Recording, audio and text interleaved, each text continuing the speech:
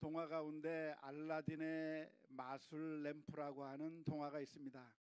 알라딘이라고 하는 사람이 마술 램프를 가지고 있다가 필요할 때면 문질러서 거인이 나타나 문제들을 해결해 주는 그런 동화인 것이죠. 다 알고 계십니까? 네.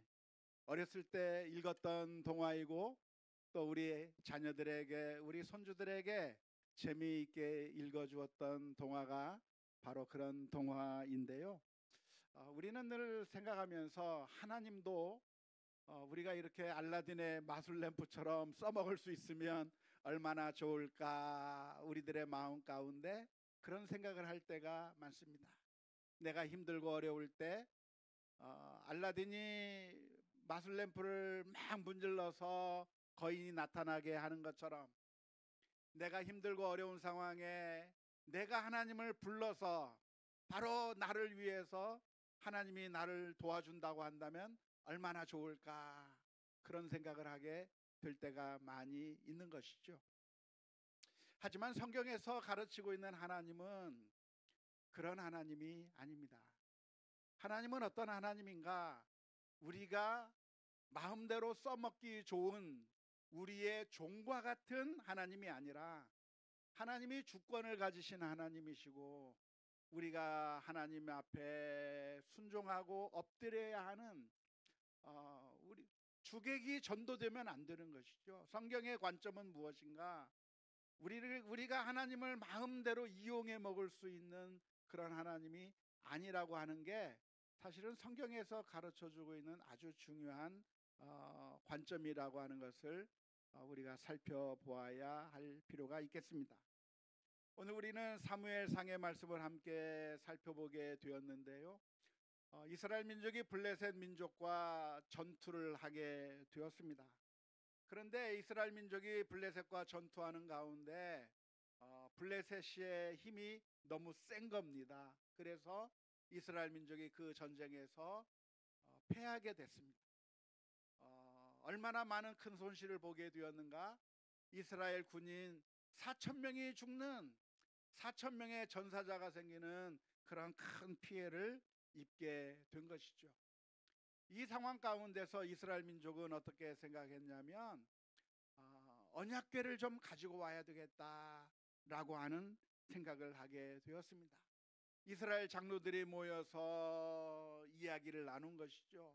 우리가 전쟁을 해서 이기고 싶은데 블레셋의 힘이 너무 강하니 어떻게 하면 좋을까? 그럴 때 이스라엘 장로들이 서로 논의하면서 언약궤를 가져오자, 언약궤를 가져오자고 하는 그런 결론을 내리게 됐습니다. 왜 언약궤를 생각해 냈을까요? 그것은 지금까지 이스라엘 민족의 역사 가운데 이 언약궤와 함께하면서 어마어마한 기적을 체험했기 때문에 그렇습니다. 그 언약궤를 가지고 요단강을 건너갈 때 요단강이 강물이 멈추는 그런 기적을 체험했던 이스라엘 민족이었습니다.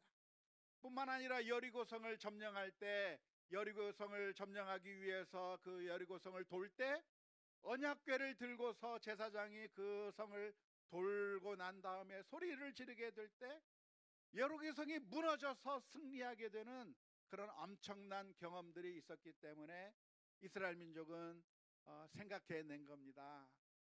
지금 이 전쟁 가운데 언약궤를 가지고 온다고 하면 우리가 이길 수 있지 않겠는가? 마치 알라딘의 마술 램프처럼 생각한 겁니다. 우리가 힘들고 어려운 상황에 있을 때 거인이 나타나서 문제를 해결해 주었듯이 지금 이 순간에 우리가 언약궤를 가지고 온다고 하면 하나님께서 우리를 이기게 해주시지 않을까, 그런 생각을 하게 된 것이죠. 하지만 이것이 참된 믿음이라고 할 수 있을까요? 참된 믿음이라고 할 수가 없을 겁니다. 하지만 이스라엘 민족은 늘 생각을 했어요. 이 전쟁 가운데 어떻게 우리가 이길 것인가? 언약궤를 가지고 오면 좋겠다 해서 결국 그렇게 결정을 해서 언약궤를 전장으로 가지고 왔다고 하는 소문이 들리자 이스라엘 민족은 너무나도 기뻐서 환호성을 질렀습니다. 야, 이제 우리가 이겼겠다. 이제 이 전쟁에서 우리가 승리할 수 있겠다고 하면서 환호성을 질렀습니다. 그 소리가 얼마나 컸던지 블레셋 사람들에게까지 크게 들렸고 마치 땅이 울리는 것처럼 그런 어마어마한 소리를 지르게 되었을 때 블레셋 사람들의 마음 가운데 두려운 마음이 들기 시작했습니다. 큰일 났다. 저들의 하나님이 그들과 함께 했다. 저들의 하나님이 그 옛날 애굽 땅에서 이스라엘 민족을 구원해 내셨고, 저들의 하나님이 그 이스라엘 민족을 가나안 땅에 들여보내 주었고, 그렇게 승리를 하게 만들었던 그 하나님이 이스라엘 민족과 함께 했으니 이제 큰일 났다. 정신 차리자, 잘 싸우자 하면서 블레셋과 이스라엘 민족이 전투를 하게 되었는데요. 결과는 이스라엘 민족이 이겼습니까? 졌습니까? 지고 말았습니다. 3만 명이라고 하는 전사자들이 생기게 되었고, 언약궤는 빼앗겨 버렸고, 엘리 제사장의 두 아들 홈니와 비느하스는 그 전투 가운데 죽임을 당하게 된 것이죠. 언약궤를 전투 현장에 가지고 갔음에도 불구하고 이스라엘 민족이 전쟁에서 이기지 못한 이유가 무엇일까요? 그것은 그 언약궤에 아무런 힘이 없기 때문에 그렇습니다. 그 옛날 그 언약궤를 가지고 요단강을 건넜을 때 요단강이 멈춘 이유는 언약궤가 대단한 능력을 지니고 있었기 때문이 아닌 것이죠. 언약궤를 들고 갔지만 그 요단강 물을 멈추게 하신 분이 누구예요? 하나님께서 멈추게 하신 것이지 언약궤가 대단한 능력이 있어서 멈추게 한 것이 아니란 말이죠. 언약궤를 들고 여리고성을 돌았을 때 그 여리고성이 무너졌는데 그 여리고성을 무너뜨린 것은 언약궤가 아니라 누구예요? 하나님께서 무너지게 만드신 것이죠. 따라서 이스라엘 민족들은 착각한 겁니다. 그 언약궤를 가지고 다닐 때마다 승리했던 기억을 가지고 이 언약궤만 가지고 가면 블레셋 민족과 싸워서 이길 것이라고 생각했지만 사실은 그 언약궤가 아무런 힘도 없었다고 하는 사실만 보여준 것이 바로 이 블레셋과의 전투였을 것입니다. 만일 이스라엘 민족이 이 블레셋과의 전투 가운데서 패하게 되었다고 한다면 언약궤를 가져와야 되겠다고 생각하는 것보다 더 좋은 선택이 있었을 것입니다. 어떻게 해야만 했었을 거라고 생각하시나요? 그것은 하나님 앞에 회개하는 것입니다. 하나님 앞에 엎드려야 하는 것이죠. 왜 우리가 지게 됐을까? 하나님께서 이 가나안 땅을 우리에게 주신다고 하셨는데 왜 우리 민족이 저 블레셋 민족에게 지게 됐을까? 그것을 심각하게 생각하면서 하나님 앞에 엎드려 회개하며, 하나님, 저희들의 잘못이 무엇입니까? 저희들의 죄가 무엇입니까? 자식이 자신을 돌아보면서 회개하면서 하나님 앞에 엎드려야 마땅했는데 그것이 아니라 그저 언약궤만 가져오면 이길 수 있지 않을까? 마치 알라딘의 마술램프를 가져오듯이 언약궤만 가져오면 우리가 이길 수 있지 아니할까 생각했던 것이 잘못된 생각이라고 할 수가 있겠습니다. 여호수아 때의 일을 기억하십니까? 여호수아 때 여리고성을 무너뜨리고 난 다음에 이제 아이성이라고 하는 조그마한 성과 전투를 하려고 했었던 적이 있었습니다. 그런데 여리고성과 아이성을 비교해 본다고 하면 아이성은 정말 조그마한 성이었어요. 여리고성은 그에 비하면 어마어마하게 큰 성이었고 도무지 이기기에 힘들 만큼 그렇게 아주 큰 성이 여리고성이었습니다. 그런데 하나님께서 여리고성을 무찔러 주셨기 때문에 아이성 정도야 쉽게 이길 거라고 생각을 했어요. 그래서 우리들이 가서 이기면 좋겠다고 생각하고 여호수아가 소수의 전투 인원들만 보내서 아이성을 점령하려고 했는데 결과는 이겼습니까? 졌습니까? 졌어요. 36명이 죽임을 당했어요. 이길 줄 알았는데 지게 되는 그 상황 가운데서 여호수아는 무엇을 했을까요? 여호수아는 그 순간에 맞아, 우리가 여리고성을 무찌를 때는 언약궤를 가지고 돌았는데 그때 7바퀴를 돌면서 소리를 질렀는데, 아이성할 때는 우리가 언약궤를 안 가지고 갔구나, 언약궤를 가지고 가야지 하면서 언약궤를 가지고 갔나요? 아니요. 그 순간에 여호수아는 하나님 앞에 엎드렸습니다. 하나님, 이게 어찌 된 일입니까? 왜 우리가 전쟁에서 패하게 되었습니까? 어디에 우리의 문제가 있습니까? 하나님 앞에 울부짖기 시작했는데, 하나님께서 그 여호수아에게 말씀해 주신 것이죠. 너희가 패한 이유가 무엇인가?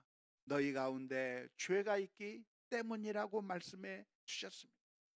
아니나 다를까 그 이스라엘 민족 가운데서 사람을 살펴보니까, 아간이라고 하는 사람이 하나님의 명령을 어기고 여리고성에서 전리품을 취해다가 감추어두는 죄를 범한 것을 발견하게 되고, 그 아간을 처단하고 이스라엘 민족 가운데서 죄를 제한 다음에, 그 다음에 아이성과 싸우게 될 때 하나님의 인도하심에 따라 싸우게 됨으로 말미암아 아이성에서 승리하게 된 것입니다. 여호수아는 아이성 전투에서 지게 되었을 때 왜 언약궤를 가지고 갈 생각을 하지 않았을까요? 그것은 이 여호수아는 분명하게 깨달은 겁니다. 언약궤가 힘이 있는 것이 아니라 하나님에게 힘이 있는 것이고, 우리에게 구원을 주시는 것은 하나님이지 언약궤가 아니라고 하는 사실을 분명히 깨달았기 때문에, 여호수아는 아이성 전투에서 맨 처음에 지게 되었을 때 언약궤를 가지고 가야 되겠다고 하는 생각을 한 것이 아니라 하나님 앞에 엎드리고 회개하는 가운데 승리를 얻게 된 줄로 믿습니다. 우리가 신앙생활 하면서 항상 조심해야 하는 것이 바로 이것이죠. 하나님께서 원하시는 것이 무엇일까? 하나님께서 무엇을 기뻐하실까? 하나님께서 찾으시는 것이 무엇인가에 대해서 우리가 정확하게 이해해야 되는 것이고, 하나님께서 잠시 사용하였던 것들이 마치 어떤 대단한 능력이 있는 것인 양, 마치 알라딘의 마술램프와 같은 그런 효력이 있는 것인 양 착각하시면 안 되는 것이죠. 하나님께서는 우리가 하나님과 만날 수 있는 방법들을, 여러 가지 방법들을 만들어 주셨습니다.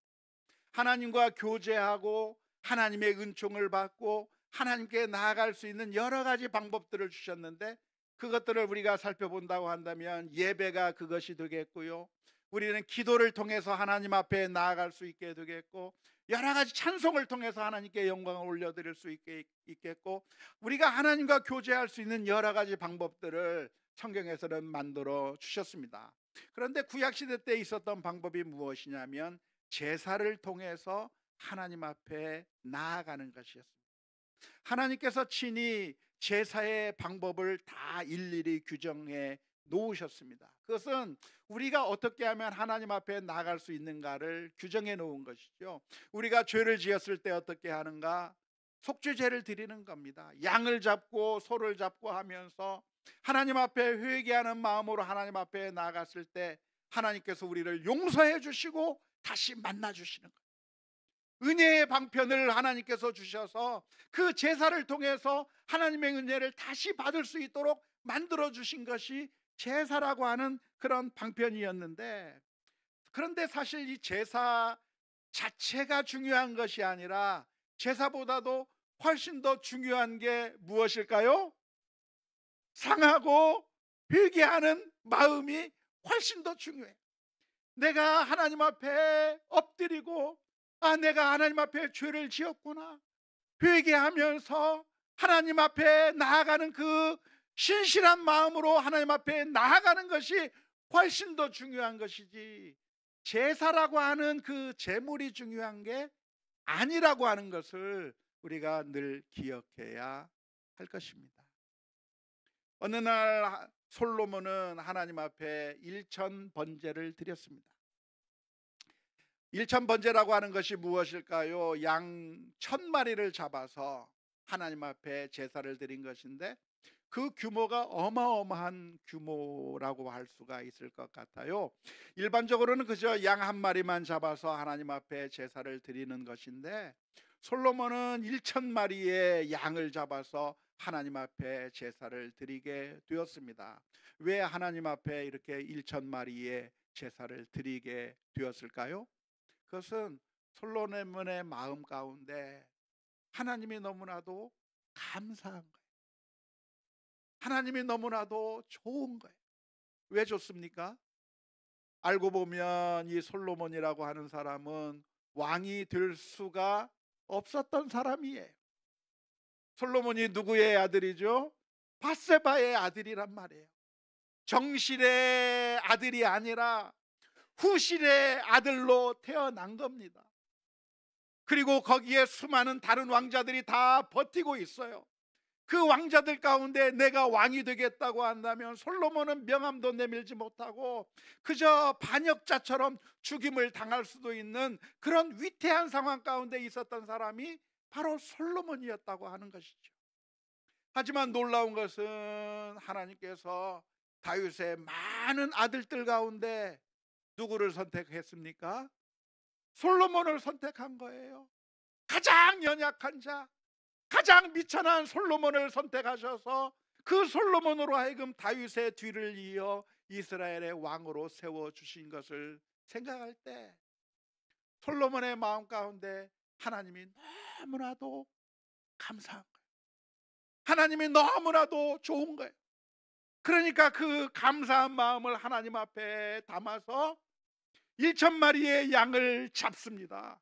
한 마리의 양만 드려도 되는데 그 마음이 너무나도 좋기 때문에 하나님 감사합니다 하면서 1,000마리의 양을 잡아 하나님 앞에 제사를 드리고 하나님께 영광을 올려드렸는데 놀랍게도 하나님께서는 그 솔로몬의 마음을 보셨어요. 그리고 솔로몬 앞에 하나님께서 나타나셔서 그날 밤 솔로몬에게 물으셨습니다. 솔로몬아, 솔로몬아, 내가 무엇을 원하느냐? 내가 네가 원하는 것을 주겠다고 이야기를 하셨는데 그때 솔로몬이 뭐라고 대답을 했습니까? 하나님, 저에게 지혜를 주옵소서. 지혜를 달라고 했어요. 지혜를 달라고 한 이유가 무엇일까요? 그것은 겸손한 기도의 제목인 것이죠. 하나님, 제가 왕이 되었어요. 하지만 이스라엘 민족은 너무나도 많고 왕으로서 그들을 잘 다스리고 그들을 잘 재판해서 평안한 삶을 살 수 있도록 그렇게 만들어줘야 될 책임이 그런 왕에게 있는데 하나님, 저는 이것을 감당할 만한 능력이 안 돼요. 왕으로서의 그런 자격이 없어요.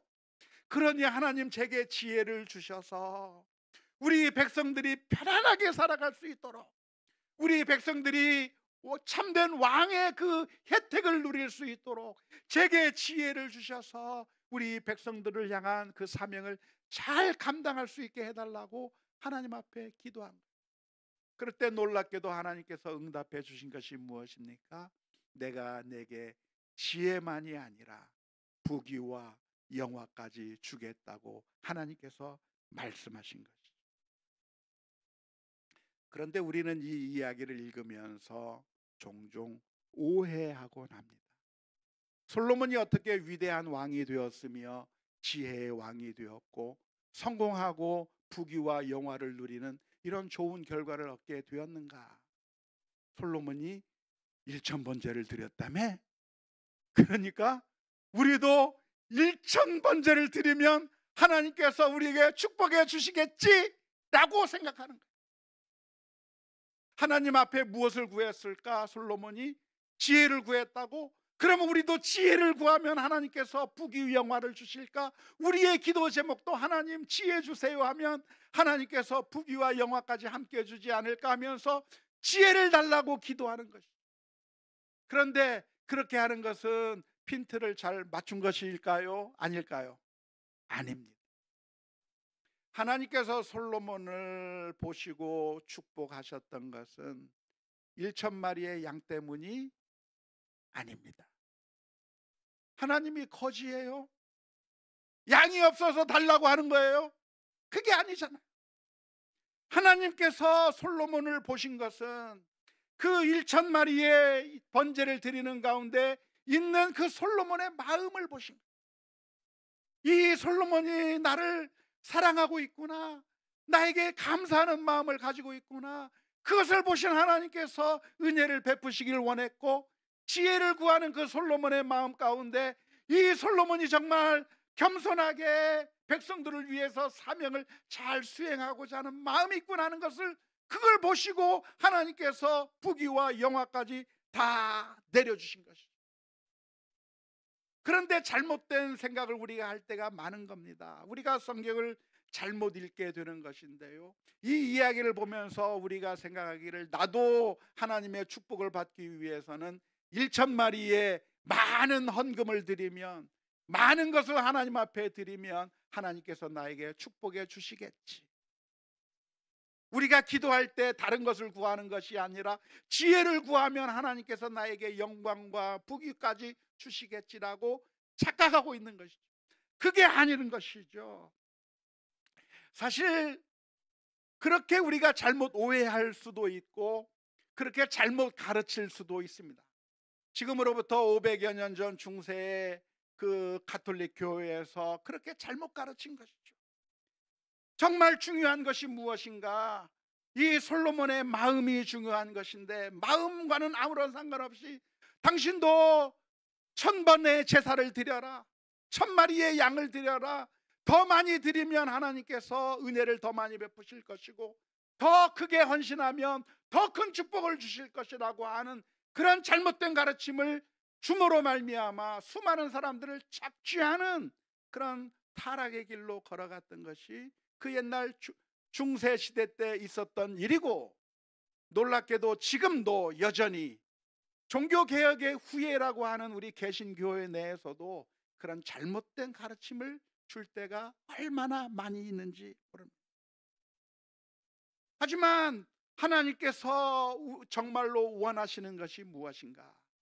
그것은 겉으로 드러난 그런 물질, 겉으로 드러난 헌신, 겉으로 드러난 것들이 아니라 하나님을 향한 신실한 마음, 하나님을 향한 사랑의 마음이라고 하는 사실을 오늘 저와 여러분들이 기억해야 될 줄로 믿습니다. 사울은 제사에 대해서 잘못 생각한 것이죠. 그 옛날 솔로몬이 이런 식으로 은혜를 받는 것들을, 제사 제도를 보면서 하나님 앞에 제사만 드리면 하나님께서 나에게 은혜를 베푸실까 라고 생각하면서 제사를 드려버리는 겁니다. 전쟁을 해야 되는데 사무엘이 나타나지 않았어요.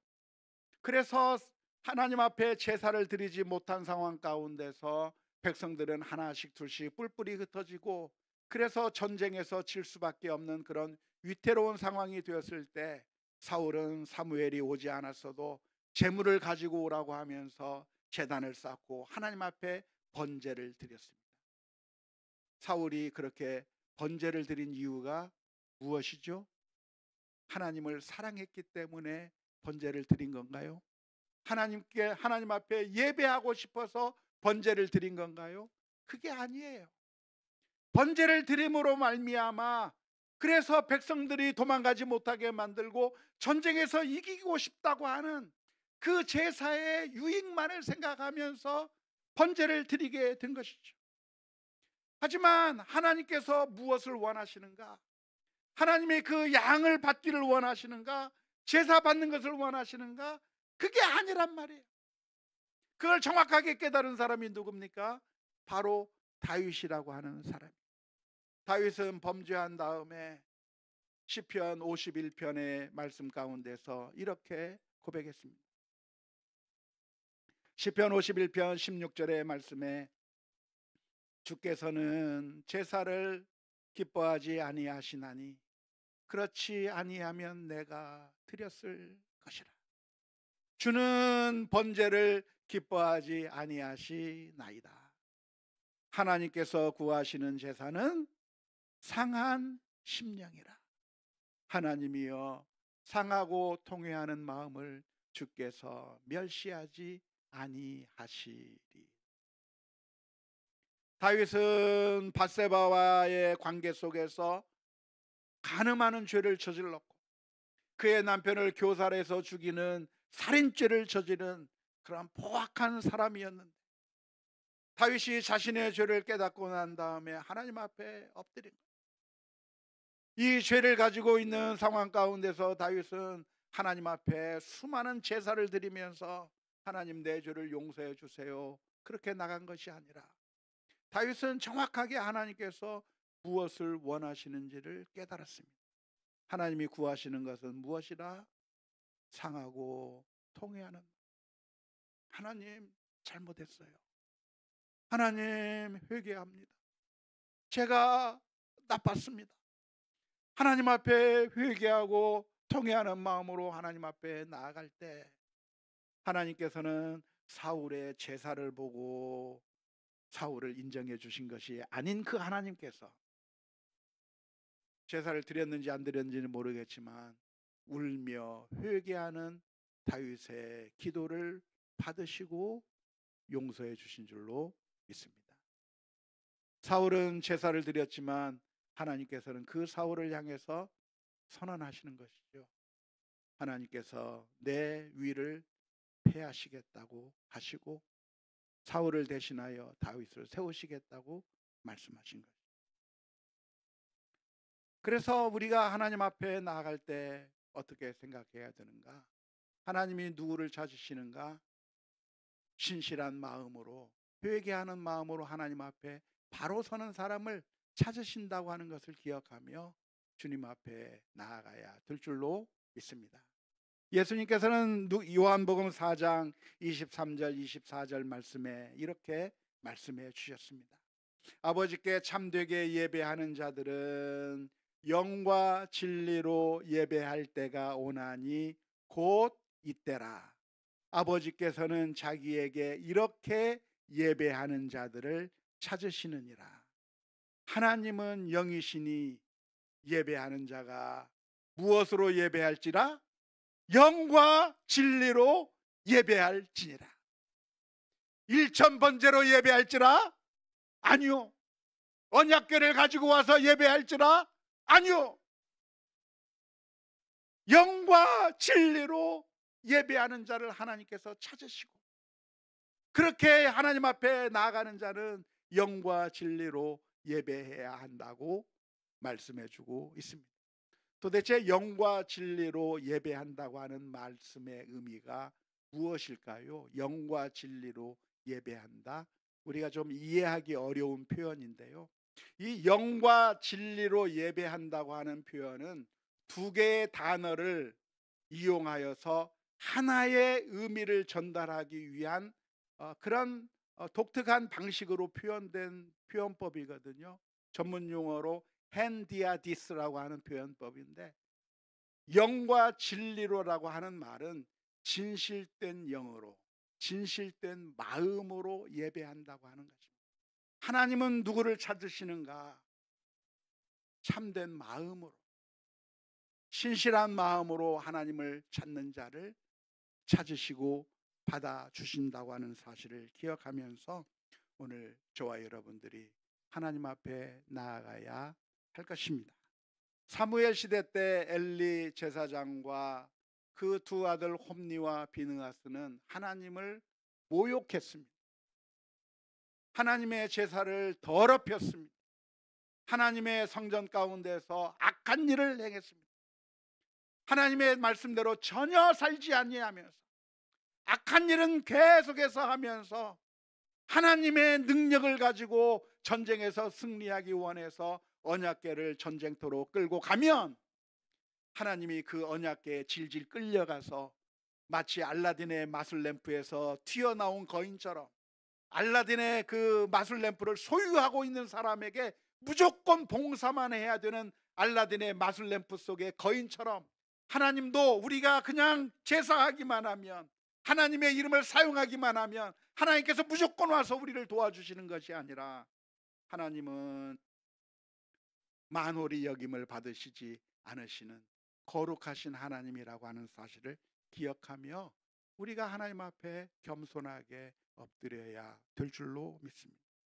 사무엘 시대 때 엘리 제사장과 두 아들은 악을 행하면서 하나님의 능력을 이용하려고 했지만 결국 그 언약궤는 아무런 힘도 아무런 능력도 없는 헛된 것에 불과했다고 하는 사실을 오늘 우리가 잘 살펴보아야 될 줄로 믿습니다.